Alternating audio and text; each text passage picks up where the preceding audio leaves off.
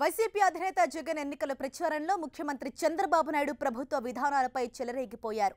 చంద్రబాబు పాలనలో ఎవరికీ ఉద్యోగాలు రాకపోగా ఉన్న ఉద్యోగాలను కూడా పీకేయించారని రోడ్ షోలో మండిపడ్డారు. చంద్రబాబు అధికారంలోకి వచ్చిన తర్వాత ఆదర్శ రైతులు, గృహ నిర్మాణ సంస్థల్లో వర్క్ ఇన్స్పెక్టర్లు, కంప్యూటర్ ఆపరేటర్ల ఉద్యోగాలను ఊడపీకారని ఆగ్రహం వ్యక్తం చేశారు.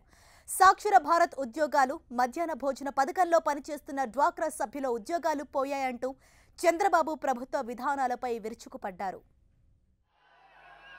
బాబు ముఖ్యమంత్రి అయిన తర్వాత 30,000 మంది ఆదర్శ రైతుల ఉద్యోగాలు గోవిందా.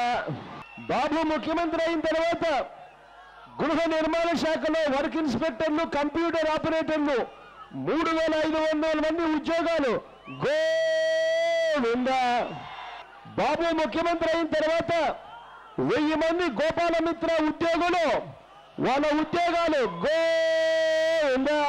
బాబు ముఖ్యమంత్రి అయిన తర్వాత ఆయుష్ లో పనిచేస్తా ఉన్న 8 మంది ఉద్యోగాలు గోవిందా.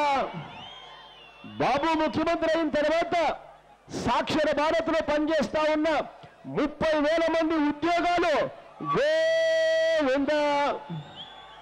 బాబు ముఖ్యమంత్రి అయిన తర్వాత మధ్యాహ్న భోజన కార్యక్రమంలో 14 సంవత్సరాల నుంచి పనిచేస్తా ఉన్న అక్కలకు 85,000 మంది అక్కడ అక్క చెల్లెమ్మలు పనిచేస్తా ఉన్నారు. వాళ్ళందరూ ఉద్యోగాలు గోవిందా.